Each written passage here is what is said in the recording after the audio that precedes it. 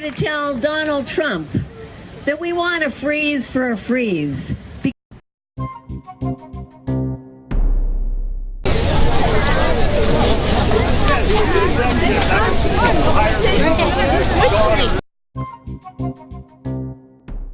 Hello, my name is Stanley Heller. Welcome to The Struggle. The Struggle is shown on over 30 cable stations from Vermont to New York City, on the internet at thestruggle.org. Today, just two news stories: the possibility of war in Korea and a rally in Albany, New York, trying to convince the governor of that state to cancel a methane gas pipeline. Are you sleeping well this week? That's what the Secretary of State told us to do in a week when Trump threatened nuclear war against North Korea. No, he didn't say the word nuke, but neither did Harry Truman the week before he blew up Hiroshima and Nagasaki. Trump's Secretary of Defense, Mattis, warned that North Korea should give up its nuclear missile program or face the destruction of its people. Get that? He didn't say military. He said destruction of its people. And Secretary of State Tillerson, on loan from Exxon, tells us to sleep well. In fact, to stay asleep as Trump threatens and threatens. And Korea isn't even enough for him. He even runs his mouth off about Venezuela. I beg you to consider the fate of not only the Koreans, but the tens of thousands of U.S. soldiers stationed in Korea. Think about the last time we got involved in a Korean conflict. Yes, we burned down every Korean city, and all seemed to go well until November 1950, when China entered the war with tens of thousands of troops. They almost swept U.S. soldiers from the entire peninsula. Let me remind you that China in 1961 signed a treaty of mutual assistance with North Korea, and that treaty is still in effect. Just last week, the Chinese-owned newspaper Global Times had a statement, and it included these words: "If the U.S. and South Korea carry out strikes and try to overthrow the North Korean regime and change the political pattern in the Korean peninsula, China will prevent them from doing so." We should not sleep well. We should imitate the protest actions started by CODEPINK. Outside the White House, protesters called Wednesday for the Trump administration to negotiate a solution to the North Korea crisis. Under the so-called freeze for a freeze deal, North Korea would temporarily halt nuclear and missile tests in return for a reduced American military presence in the Korean peninsula. This is peace activist Medea Benjamin of the group CODEPINK. So we're here to tell Donald Trump that we want a freeze for a freeze. Because if there were a freeze for a freeze, that would open up the space for real negotiations. And that's what needs to happen. Medea Benjamin knows of what she speaks. Just several weeks ago, she was in South Korea giving support to a group of women opposing the building of another THAAD anti-missile system near their homes. Thank you so much for being here. It's very exciting for us to be in South Korea at the time of the new government of President Moon, which resulted from a popular uprising that has been inspirational to people all over the world. But we have a question, which is why, with the government committed to dialogue and negotiations, de-escalation of tensions, why would it continue with the deployment of THAAD? THAAD represents the old regime the old way of thinking. It represents a militaristic worldview that doesn't seem to us to fit with the new government. Unfortunately, it does fit with the government of Donald Trump.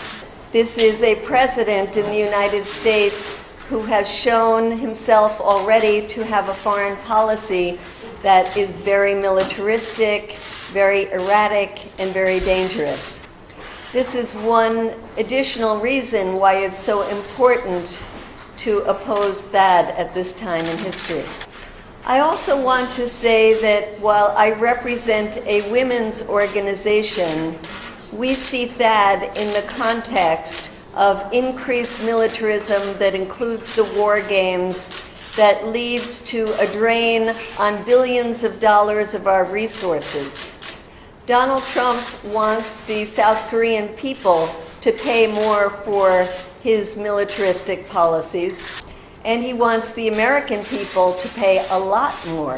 In fact, he's calling for an increase of 10% of an already very bloated military budget in the United States. The delegation from the U.S. went to see the women of Sosungri.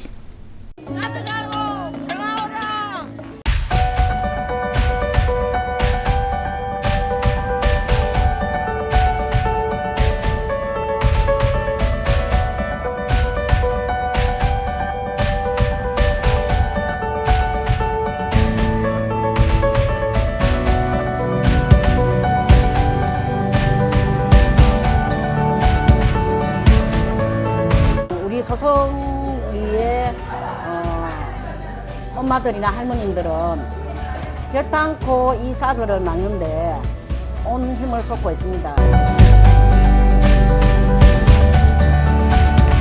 사드 같은 것들이 한국에 있어야 우리를 지킬 수 있는 게 아닌가 하고 생각할 수도 있겠지만 또 관심을 가진다고 하면은 이런 식의 것들이 더 북한과 중국과 러시아를 자극하고 동아시아와 미국의 안전을 더 위협한다는 것을 알 수 있을 것 같고 자세도 더 안 놀랍게 요 사드 오면 몰라 보고 막 공기 나쁘고 사드가 우리 뭐해 보호 안 하지 사드 오면 우리는 전쟁이라고 보거든.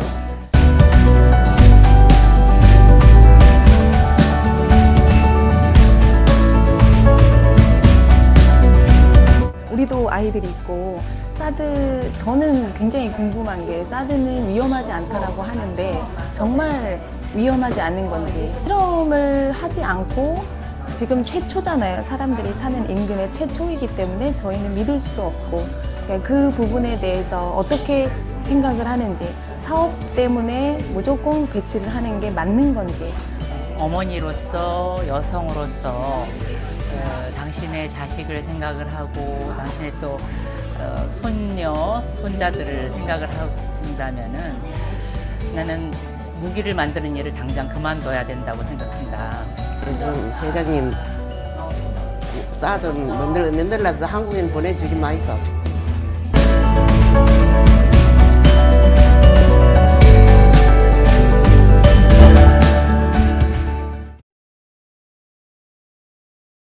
From Albany, New York, a last-ditch attempt to stop another climate-ruining natural gas-burning power plant. An appeal to New York's Governor Cuomo to halt a pipeline that would feed the power plant with fracked methane gas. The plant is being built by the CPV Corporation in Orange County, New York, just north of New Jersey. Pramilla, I understand you just came out of prison in July with two others from, I don't know if I'm pronouncing it right, Wawayanda 6, probably not 6, probably 3. Could you talk about what the issue was? Well, we were arrested for blocking a power plant project that's under construction, a frack gas power plant. It's an imminent threat to the health and safety of the community. It's an imminent threat to the planet because of its climate impacts. Because of the corruption, nobody was willing to listen to the science and actually do a proper environmental review of the project. So we engaged in that action in order to have a trial. with the hopes that we would be able to present the information, and we were able to have a trial. We pleaded the necessity defense. We had prominent public health and climate change experts talking and testifying, and it was actually, when they testified, we found out that the global warming impact of this project is actually going to be worse than we expected, not better. And so the judge ruled against us because he said, even though he believed the testimony of the scientists, he didn't think the threat was imminent enough, and which is absurd, you know, when you're talking about 10,000 years of irreversible climate change. So when it came time to pay the fine, we just decided that we didn't want to do it. We didn't want to feed the corruption. We wanted to make a statement, and so I think we did. And so how many days were you in prison? We weren't in there long. We were in there for 3 days. We were sentenced to 7. I think the fact that James Cromwell was with us helped a little bit. And a lot of people who might be thinking of civil disobedience hear prison, get scared. What was it like? Well, first of all, civil disobedience doesn't necessarily lead to jail. We chose we chose to go to jail. We could have just paid the fine, but you know, it's not a fun experience, but it's definitely a worthwhile experience. Stop CPV! Stop CPV! So, do you have a message for the CPV executive? Are you going to back down? Are you going to come back to Albany if you have to? Are we going to send our message loud and clear to Governor Cuomo and to the DEC? And are we going to kick this corrupt company out of our state? Go home, CPV. Go back to Maryland. Go back to wherever you come from. They're a foreign corporation now. That's what they do. It's one of the games they play. So on behalf of the families, the farmers, and the first responders from Orange County, I want to personally thank each and every one of you. On behalf of our environmental justice communities sleeping beneath CPV's shadows, I want to thank you for being here. On behalf of the bats, the turtles, and all the species at risk, I thank you for being here. And on behalf of those children who don't deserve a toxic scorched earth legacy, I thank you for being here. When it comes to each one of these pipeline battles, including the Millennium Battle, of which we are a very integral part, we find ourselves in the warped world of FERC. In FERC's warped world, facts, science, law, reality are all irrelevant. In FERC's warped world, we all know FERC will always say yes to a pipeline project, no matter how much devastation it will cause for our communities or environment. In FERC's warped world, this government agency is not a regulator. It's a partner to the pipeline industry, a partner willing to do whatever it has to get another pipeline project approved and cutting through our communities. You will be shocked to know, even I was shocked to find out, that we recently exposed FERC hiding information from a state in order to get another pipeline project approved. The information FERC hid was information that proved the pipeline project was not needed, that proved there was another option. And rather than turn this information over to the states and the public, FERC literally scrubbed it from all the documents that it finally released to the states and to the public. Today's civil rights issue is the issue that all of us share. The need for a planet which we can pass to our children without the high levels of toxicity that our current lifestyle promotes. Now, ladies and gentlemen, when we look at the CPVs of this world, I see the asbestos manufacturers. I see the cigarette companies. I see the automakers. I see every major industrial force which has lied to our people for a century. Self-interested witnesses in a courtroom are no better than self-interested witnesses in the public domain. And what we have heard over and over again are lies, flat-out lies. Lies that their processes will not pollute, that their processes will not create what every scientist who seriously studies them claims. At our necessity defense trial, we were honored to have two eminent climatologists from Cornell come and testify. The district attorney of our county knew months in advance they would be coming. And guess what happened? Neither of them was subject to one question of cross-examination. Not one question. When Bob Howarth and Anthony Ingraffia explained the perils of CPV and the imminent contribution that plant would make to climate change, both globally, in our state, in our region, they were not challenged in any way. That led a judge, a conservative judge, to have to say, yes, climate change is real, but you guys protested too soon. Too soon. The plant wasn't about to open, so there's no imminence. About as shallow as legal reasoning comes. A reason that the people cannot depend on the courts.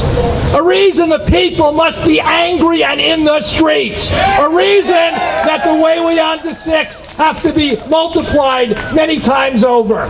Friends, please welcome Bill McKibben.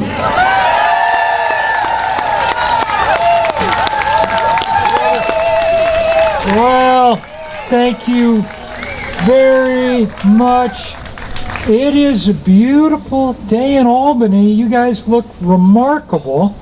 I've been sending out pictures on Twitter and everybody's happy as can be to see you all here. And the first point I really want to make to y'all is just to understand that there are people all over the world who are paying attention to what you're doing, just like you've been paying attention to what people all over the world are doing as they make these fights from one place to another. It happens now every day in every corner of the planet. It was last Saturday at the Nebraska State Capitol, where thousands of people gathered for the final stage of the fight against the Keystone Pipeline. It was in Australia yesterday, where hundreds of people went to jail to try to stop what would become the biggest coal mine on the planet. All over this earth now, every day, people are trying to figure out how to get in the way of this global warming machine, how to stand up to the fossil fuel industry before it runs us all over. Now, I'm sometimes a little pessimistic. The first book that I wrote about first book about climate change, and it had the cheerful title, The End of Nature, okay? And there are days when it feels to me like we're way, way behind in this fight. I was talking with a friend of mine today who's a great glaciologist who works in Greenland. There's a big wildfire now burning on the edges of Greenland where the glacier is melted away. It's the first big wildfire they've ever had that we know of on that country. We just came through the 3 hottest years that the planet has ever seen. The last 3 years each set a record. And of course, with Mr. Trump in Washington, our country is now doing absolutely everything it can think of to make the problem worse, to dig the hole deeper, to get us in more trouble. What that means is that in every place that isn't Washington, D.C., and in every government building that isn't the White House, we need people stepping up and showing real leadership. Yeah. Not half leadership, okay? Now, Governor Cuomo got lots of credit and lots of praise and lots of plaudits for banning fracking in the state of New York. And that was good. I'll say that I don't think he actually quite just did it out of the goodness of his heart. I think it might have had something to do with the fact that people across the Empire State organized like they'd organized never before. But it makes no sense to say that you're banning fracking in New York and then build a power plant that demands that you go frack someplace else to do it. A little background about the next speaker, Tim DeChristopher.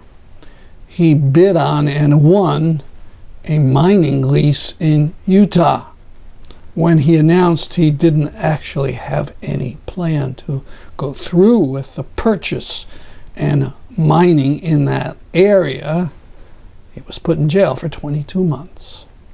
I want to start, first off, by thanking you all for the work that you've already done. Thanking the anti-fracking movement of New York for banning fracking across this whole state and saying that won't happen here. I know that took a lot of work, so thank you for that work that you've already done, and thank you for not stopping just because you got that ban. Thank you for continuing the struggle and for realizing that you are connected to what's going on all over the rest of the country, for realizing that it's not just enough to not destroy your own backyards, but you have to also stand in solidarity with all the other places that would be destroyed if you were to burn frack gas in this state. Because everywhere that the fracking industry has gone, all over this country, they have left destruction.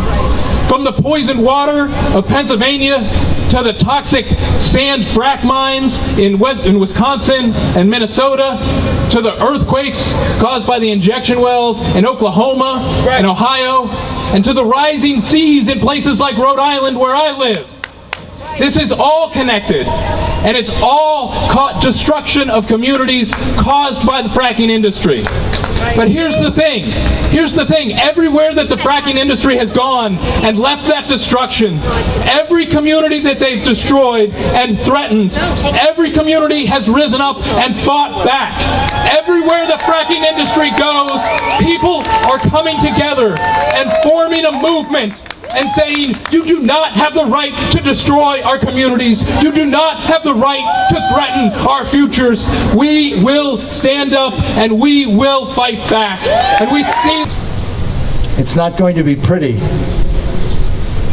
This plant will be stopped.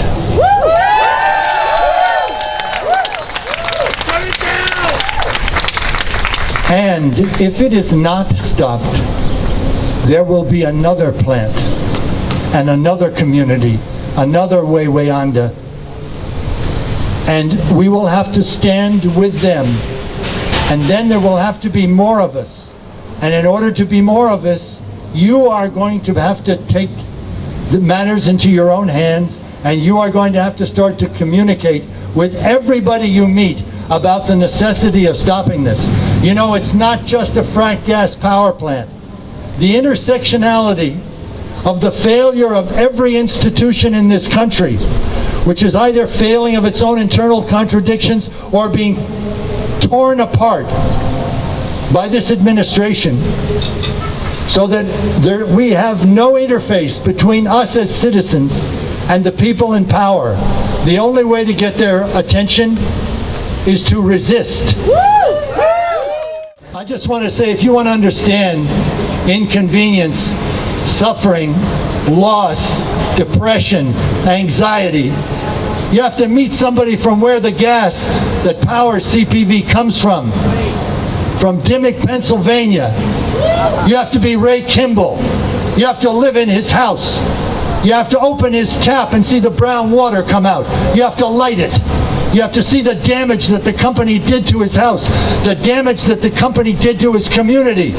Until you can recognize that you have to put up as much as Ray and the community of Dimmock has, then you're not in this fight. Ray, thank you. I love you. And we will win.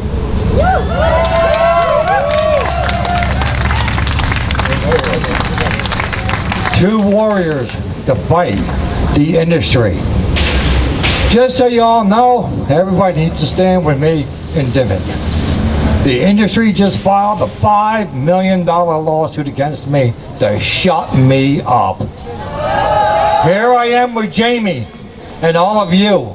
I've been here before, after the governor, to shut down fracking in New York. I'm here to shut down power plants in New York, pipelines in New York. It's 150 more wells a year that have to be drilled in Susquehanna County to supply that. It's our right to talk. Screw the gag orders. You ain't got no right to shut me up.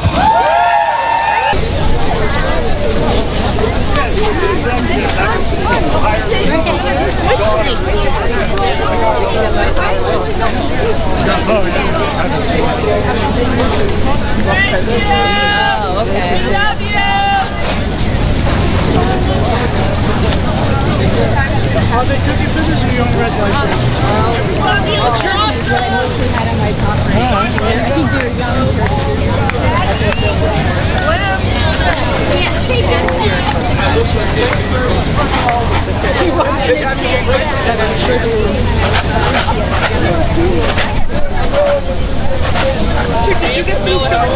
What's the point of this? Because in the corruption scandal with Prococo, they talked about distributing bribes as ZD. So now we want the governor to take the ZD back, I haven't seen you since the stop the corruption, and shut down this project. Yeah, how are you? No, she's with this meeting. I know.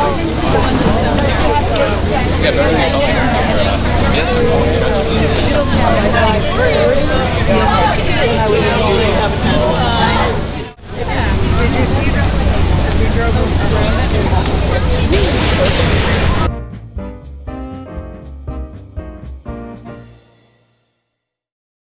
And as 200 neo-Nazis marched violently through the University of Virginia last night, August 11th, Chelsea Manning tweeted about self-defense against fascists. That's our program for today. See you next week at this time. I'm Stanley Heller, and this has been The Struggle.